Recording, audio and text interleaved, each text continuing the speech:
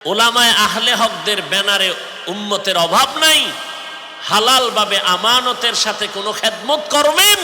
ওলামায়ে কেরামের জন্য গোটা উম্মতেরা হলো আহাল। আপনাদের ব্যক্তি হিসাবে প্রত্যেকটা ব্যক্তির জন্য আহাল হলো আমার সন্তান, আমার পরিবার। জাহান্নামের আগুন থেকে বাঁচানোর দায়িত্ব আপনার আমার। উম্মতের বাঁচানোর চিন্তা করবে উলামায়ে কেরাম। ইউনিয়নের মানুষের ভালোর চিন্তা করবে চেয়ারম্যান, ওয়ার্ডের দায়িত্ব হিসাবে মেম্বার চিন্তা করবে, মসজিদের মুসল্লিদেরকে বাঁচানোর চিন্তা করবে ইমাম সাহেব, ঘরের আব্বা আম্মা চিন্তা করবে সন্তানকে বাঁচানোর জন্য, স্বামী চিন্তা করবে স্ত্রী যেন জাহান্নামের আগুনে না যায়। মদিনার নবী আমার কলিজার টুকরা ফাতেমা রাদিয়াল্লাহু আনহা, নবী বলেন আমার কোনো ছেলে নাই, আমিও 4 কন্যার বাবা। এর মধ্যে ফাতেমা আমার কলিজার টুকরা কেমন, আমি কোথাও গেলে ফাতেমার থেকে সর্বশেষ বিদায় নেই, কোথাও থেকে আসতে আবার ফাতেমার সাথে আগে সাক্ষাৎ দেই।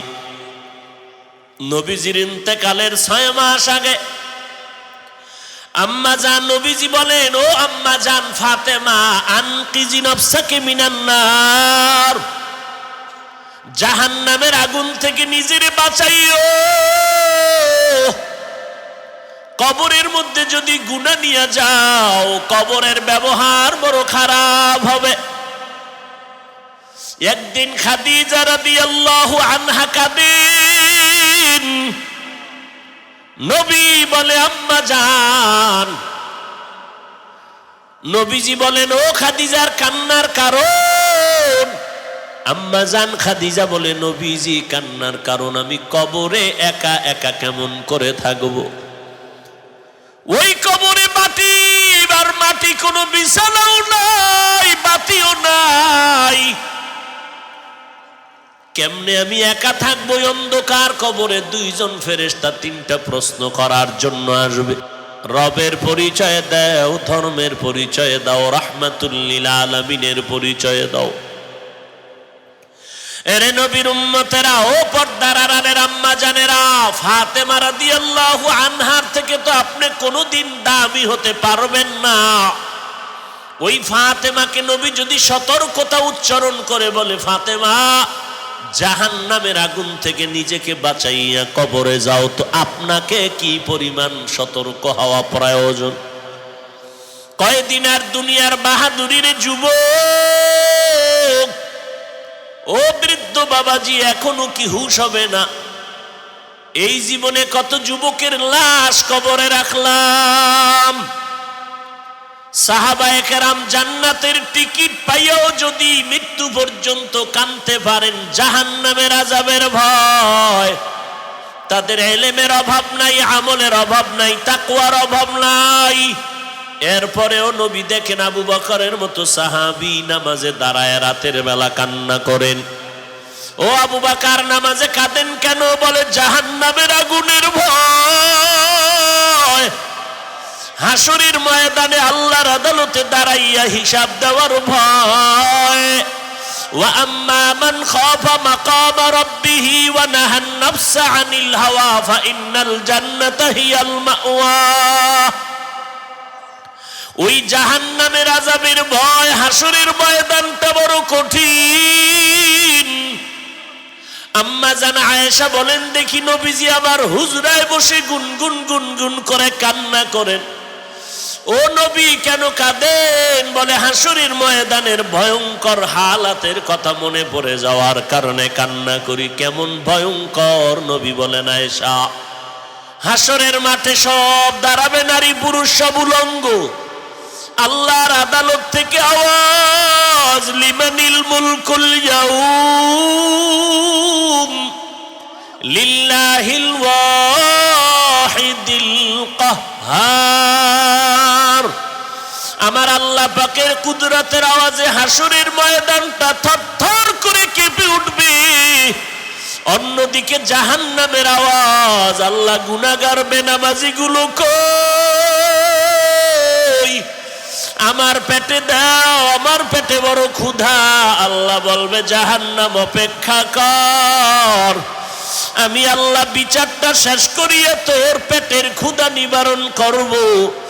আমার নবী কাঁদেন আর বলেন, আয়েশা, এমন ভয়ঙ্কর অবস্থায় যে সমস্ত নবীদের কোনো গুনাহ নাই, নাফসি নাফসি বলে কান্নার আওয়াজ শুরু হয়ে যাবে। মুসা নবী উম্মতের কথা ভুলিয়া নাফসি নাফসি বলে কাঁদবেন আর বলবেন, আল্লাহ আমারে বাঁচাও।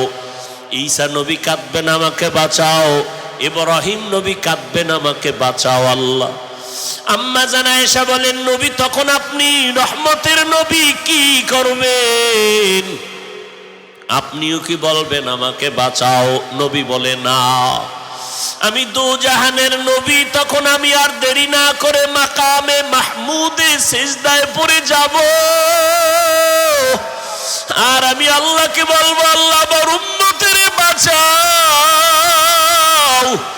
আমার একটা উম্মত যেন জাহান্নামে না যায়, আমার একটা উম্মত জাহান্নামে গেলে আমি জান্নাতের দরওয়াজায় যাব না।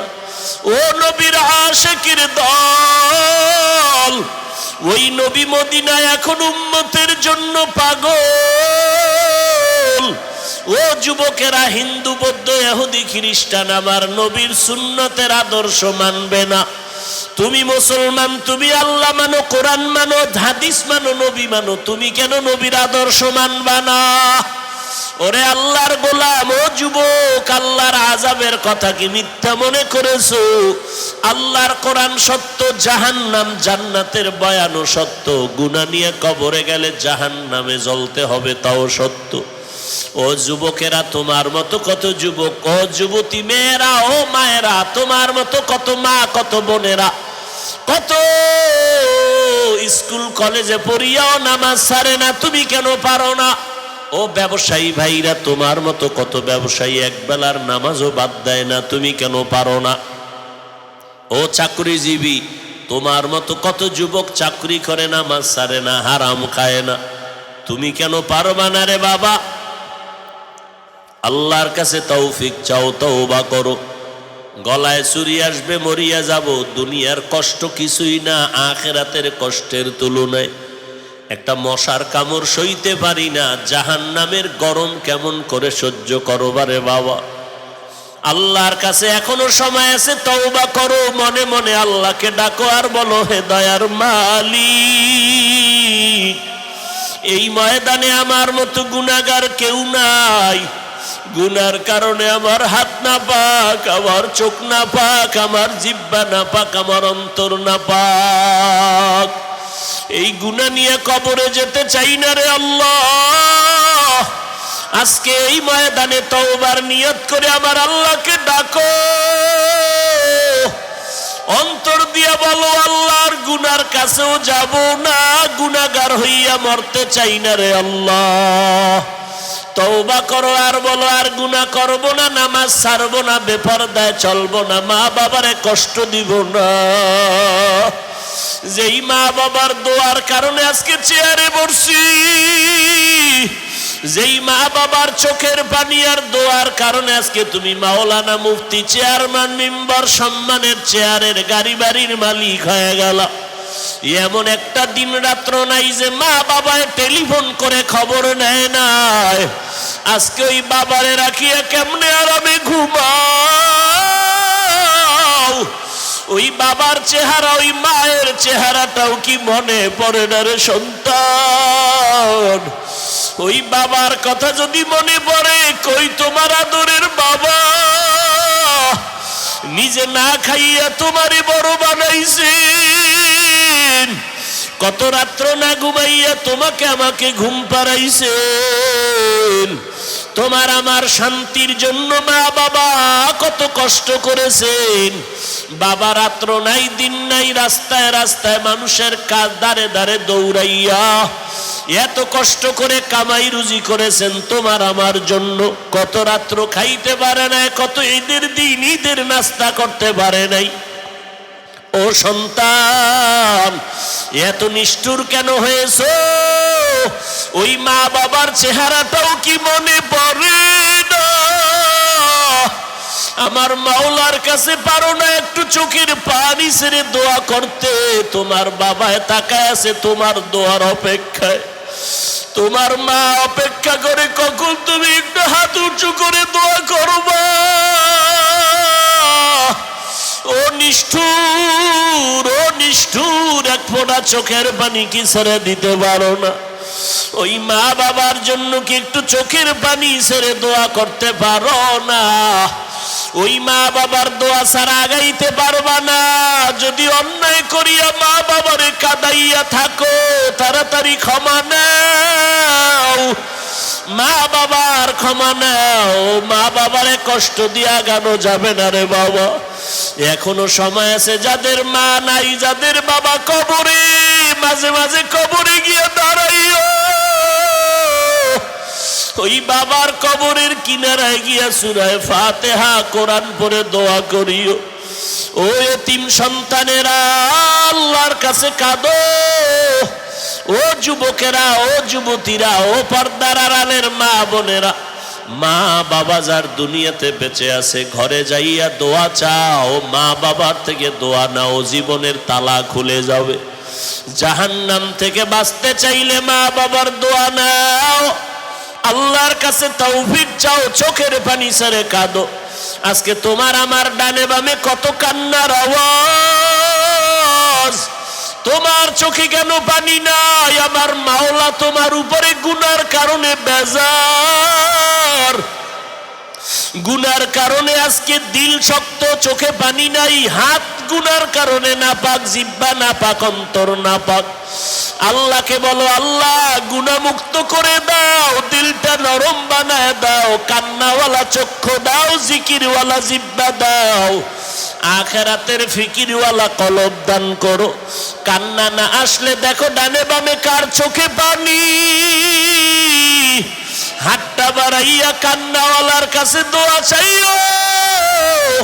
কান্নাওয়ালার দোয়া খালি হাতে ফেরত যাবে না রে যুবক। মনেরে বুঝাও কেমনে অন্ধকার কবরে একা থাকবা। ও যুবক, এখনো সময় আছে, তওবা করো আর কাঁদো। আল্লাহকে বলো, আল্লাহ আর দাড়ি কাটবো না, নামাজ ছাড়বো না, বেপরদায় চলবো না, আর ওলামায়ে আহলে হকের বিরুদ্ধে যাব না, নবীর সুন্নতের জবাই করব না। স্কুল কলেজে বড় চাকরি করো, ব্যবসা করো, নামাজটা ধরো, ওলামায়ে কেরামের পরামর্শ নিয়ে চলার চেষ্টা করো, আর আল্লাহর নবীর সুন্নতের মালা গলায় লাগাও। ও আল্লাহ, তুমি আমাদের মাফ করিয়া দাও। আয় আল্লাহ, তওবাওয়ালা জিন্দেগি দান করো, কান্নাওয়ালা চক্ষু দান করো। আয় আল্লাহ, আমাদের সবার গুনাহমুক্ত জিন্দেগি দান করো। আমাদের তওবার উপরে মজবুত হইয়া নবীর সুন্নত অনুযায়ী চলার তৌফিক দান করো। আমিন। আলহামদুলিল্লাহি রাব্বিল আলামিন। ওয়াসসালাতু ওয়াসসালামু আলা সাইয়্যিদিল আমবিয়া ওয়াল মুরসালিন ওয়া আলা আলিহি ওয়া আসহাবিহি আজমাইন। ইয়া আরহামার রাহিমিন, ইয়া আরহামার রাহিমিন, ইয়া আরহামার রাহিমিন। রব্বিরহামহুমা কামা রব্বায়ানি সগীরা। আল্লাহুম্মা ইন্না নাউযু বিকা মিনাল বারাসি ওয়াল জুনুনি ওয়াল জুযামি ওয়া সাইয়্যিল আসকাম। ও দয়ার মালিক, গুনার বোঝা নিয়ে হাত তুললাম, মেহেরবানি করে আমাদের মাফ করে দেন। আয় আল্লাহ, মোনাজাত দেওয়ার পরে শেষ দোয়া করিয়া সবাইকে যাওয়ার তৌফিক দান করেন। আয় আল্লাহ, বয়ান যতক্ষণ চলবে ততক্ষণ আপনার বান্দাদের বয়ান শুনে যাওয়ার তৌফিক দান করেন। আয় আল্লাহ, এলাকার ঘরে ঘরে শান্তি দান করেন। আয় আল্লাহ, গুনাহমুক্ত জীবন দান করেন। ওলামায়ে কেরামের মোহাব্বত অন্তরে বাড়ায়া দেন। চলার পথে আমাদের হেফাজত করেন, গুনাহের প্রতি ঘৃণা জমায়া দেন। আয় আল্লাহ, এলাকার সবাইকে 5 ওয়াক্ত নামাজি বানায়া দেন। আমার প্রত্যেকটা যুবকের দিনদার বানায়া দেন। নবীজির সুন্নাতওয়ালা জিন্দেগি আমাদের দান করেন, নবীজির সমস্ত চাওয়া কল্যাণ আমাদের দান করেন, ওয়াকল্যাণ থেকে হেফাজত করেন।